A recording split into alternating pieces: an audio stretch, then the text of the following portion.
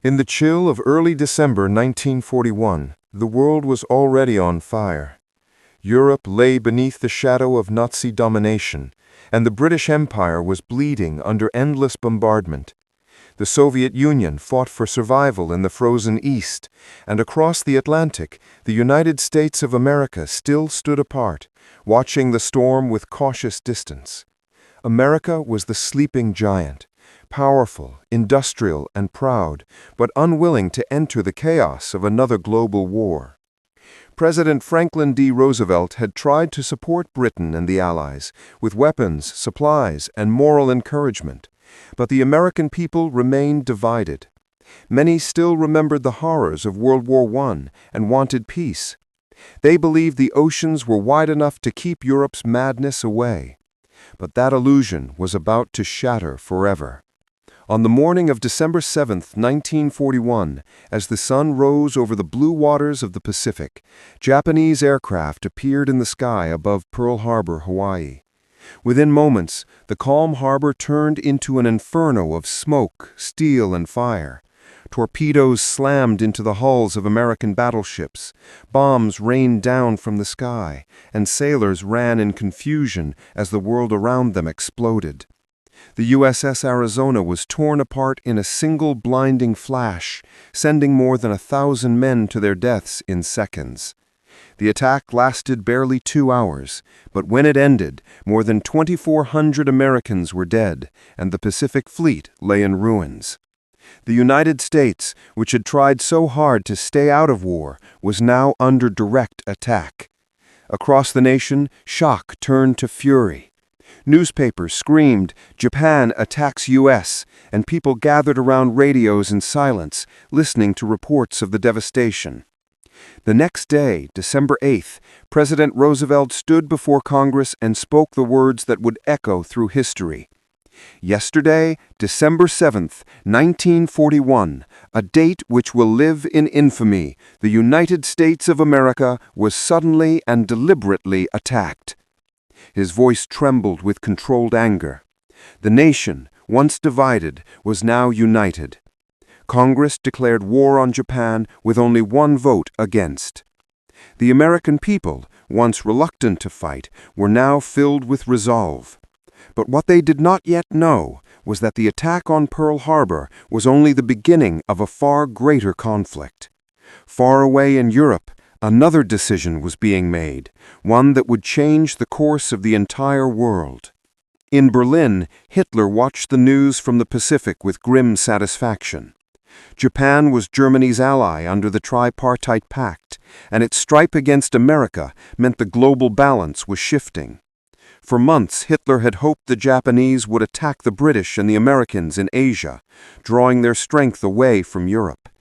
He saw the attack on Pearl Harbor as a blessing, an opportunity to finally drag the United States into the war on his terms.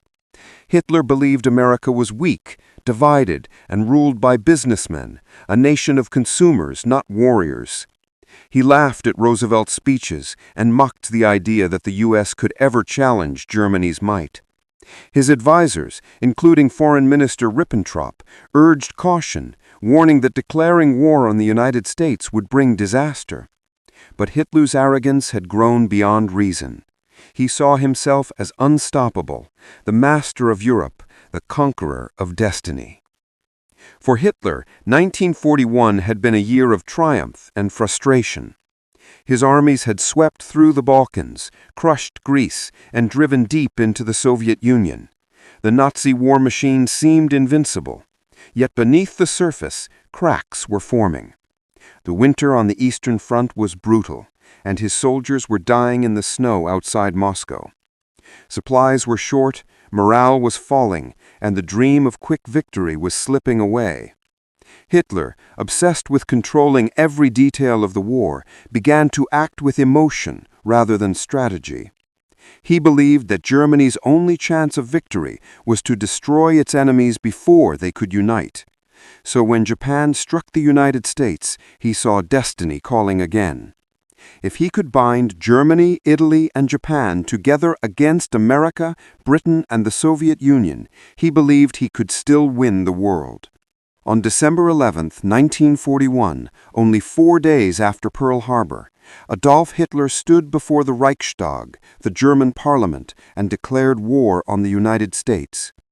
His speech was filled with rage, lies, and self-delusion. He accused Roosevelt of provoking the war, of plotting with Jews and communists to destroy Germany. The audience cheered wildly, unaware that their leader had just sealed their fate. Across the Atlantic, Roosevelt responded immediately. The United States now declared war on Germany and Italy.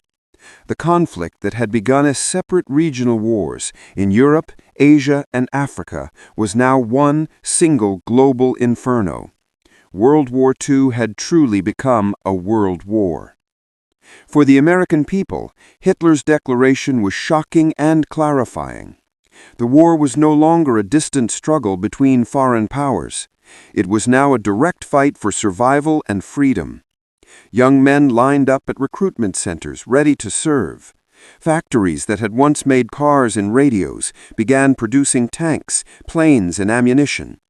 Women entered the workforce in record numbers, building the weapons of victory. Across the ocean, German submarines prepared to hunt American ships in the Atlantic, and Nazi propagandists mocked the clumsy Yankees who dared to challenge the Reich. But Hitler's decision was a colossal miscalculation. Instead of breaking American spirit, it ignited it. The sleeping giant had awakened, and once awake, it would not rest until the Axis powers were destroyed. As 1941 came to an end, the world had changed forever. The oceans that once separated nations now carried warships, soldiers, and blood. The United States, once neutral, had become the arsenal of democracy. Its factories roared to life, its people united behind one cause, victory. For Germany, the war had expanded beyond control. By declaring war on America, Hitler had invited a new enemy with limitless industrial power and unbreakable resolve. It was a decision born from pride, from a dictator's blindness to history's lessons. And in that moment, the fate of the Nazi Empire was sealed, though the world would endure years of suffering before peace would return. The attack on Pearl Harbor and Hitler's reckless declaration were not just turning points, they were the moments when the world's future was rewritten in fire. When Hitler declared war on the United States, the world trembled. To many observers, it seemed like madness, a suicidal gesture from a dictator blinded by pride and ideology. Yet within the marble halls of Berlin, Hitler believed he was shaping destiny itself. He told his generals that America was a nation of mongrels, incapable of real warfare. He mocked its democracy, calling it weak and divided, and dismissed its people as too soft for the hardships of battle.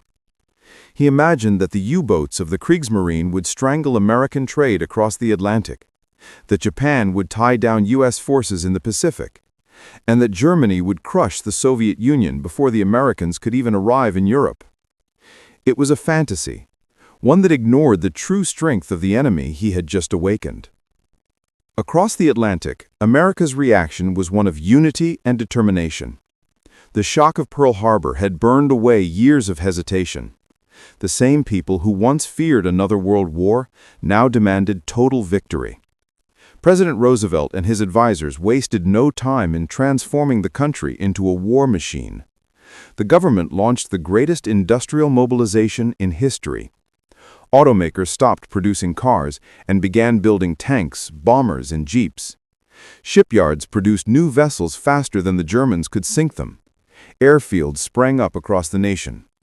Within months, the United States was not just defending itself, it was preparing to strike back. Soldiers, sailors, and airmen trained by the millions, while the symbol of the sleeping giant became a rallying cry for freedom. Roosevelt called it the arsenal of democracy. And that arsenal would soon supply not only America's armies, but the entire Allied world.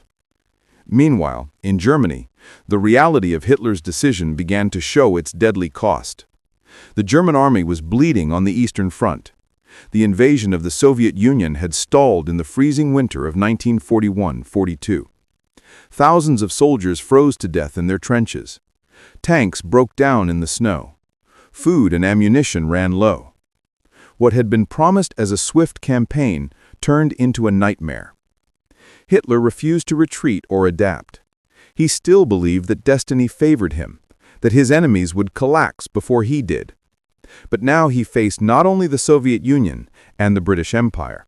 He had invited the industrial might of the United States into the fight. In secret, some of his generals whispered that their leader had doomed them all. Yet none dared to speak openly. For in Hitler's Germany, even doubt was a crime. By mid-1942, the World War had truly become global. In North Africa, American and British troops began pushing back against German and Italian forces. In the Pacific, American aircraft carriers fought the Japanese in fierce naval battles. For the first time, the Axis powers were on the defensive. German submarines prowled the Atlantic, sinking ships and spreading fear. But they could not stop the tide of American production. For every vessel lost, two more appeared. Factories in Detroit and Pittsburgh worked night and day. Women became welders, engineers, and pilots. Propaganda posters urged the nation to do the job right, and the people did. America had awakened with a purpose: to end tyranny once and for all. Hitler watched these events with growing frustration. His speeches grew louder, his orders more desperate. He blamed his generals for failures, accused his allies of weakness, and trusted fewer people each day. The man who had once seemed untouchable was now trapped by his own delusions.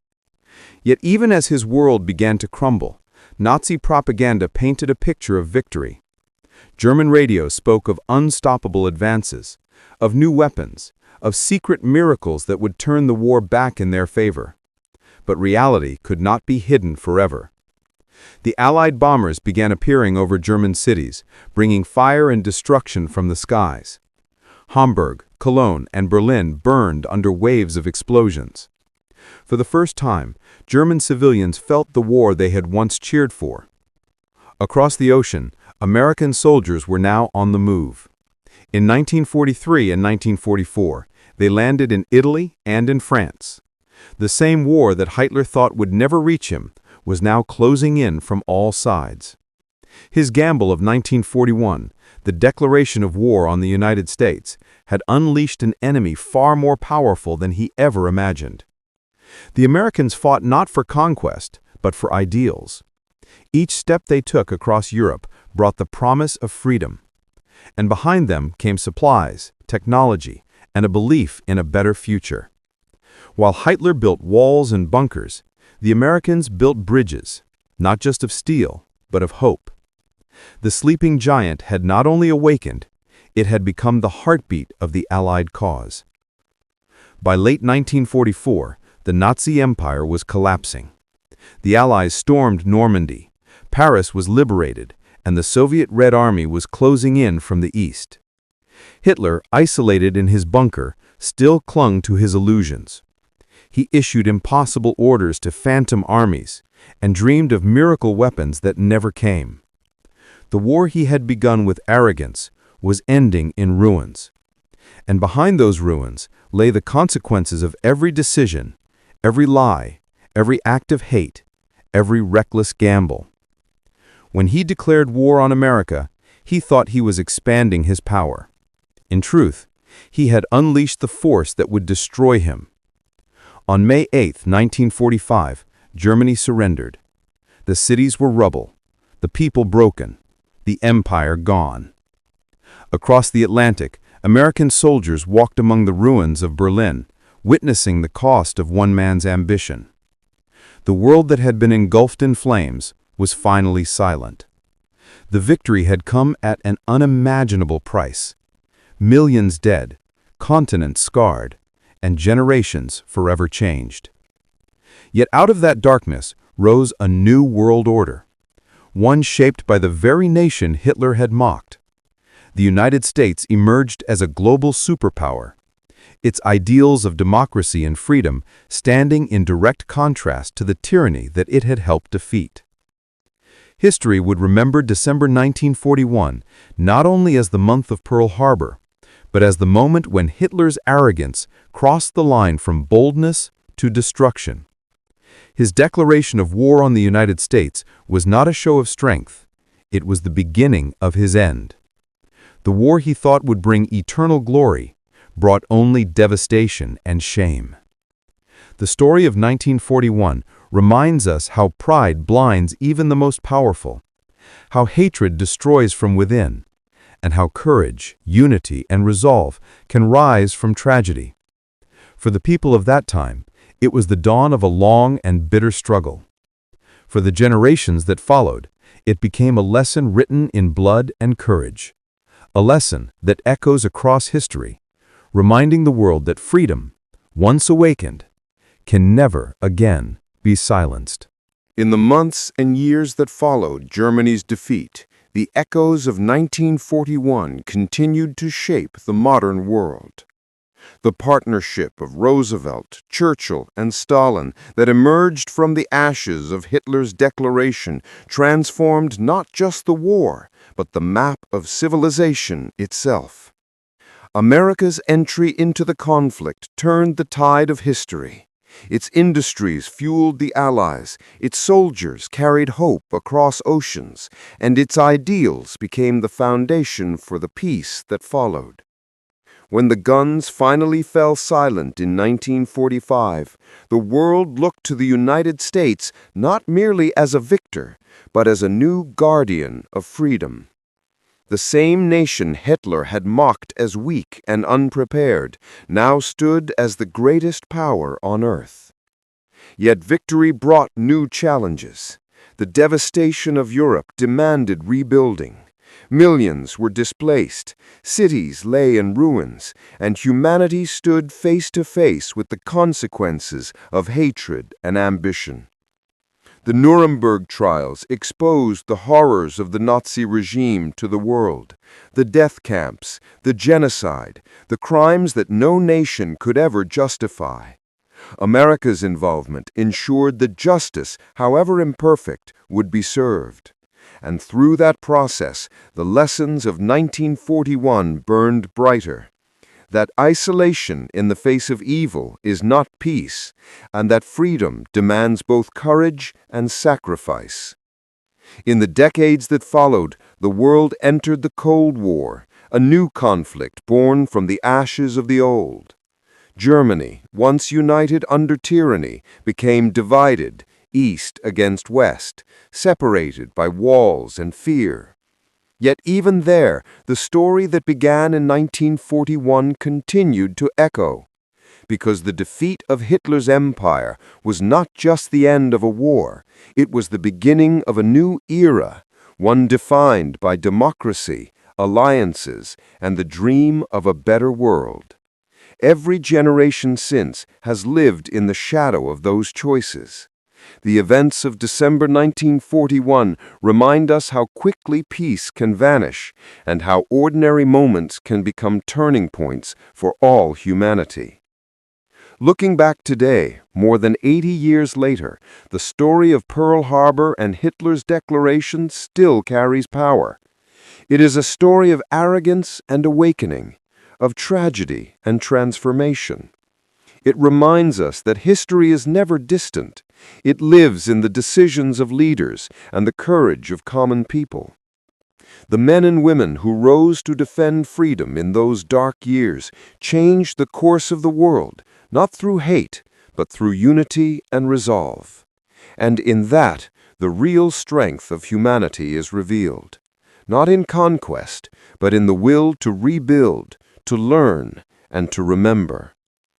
As the echoes of that era fade into history, their lessons remain timeless. Power without wisdom leads only to ruin. Hatred consumes those who wield it, and the price of freedom, though heavy, is worth every sacrifice made to preserve it. The attack on Pearl Harbor and the reckless declaration of war that followed were moments of unimaginable loss. Yet from that darkness came the light of determination, innovation, and rebirth. America and its allies stood together, not as conquerors, but as defenders of a shared human future. And so, as this story closes, let it not be an ending, but a reflection. The world we live in today was born from the choices of those who faced that December storm. Their courage still speaks through time, through every rebuilt city, every peace treaty, and every generation that refuses to forget. If this story moved you, if it reminded you of the cost of peace and the strength of unity, then share it.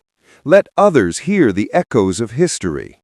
Like this video, leave your thoughts in the comments, and subscribe to Echoing Chronicles YT for more journeys through the past. Because history is not just what happened, it is what still lives within us. And together, we keep its voice alive.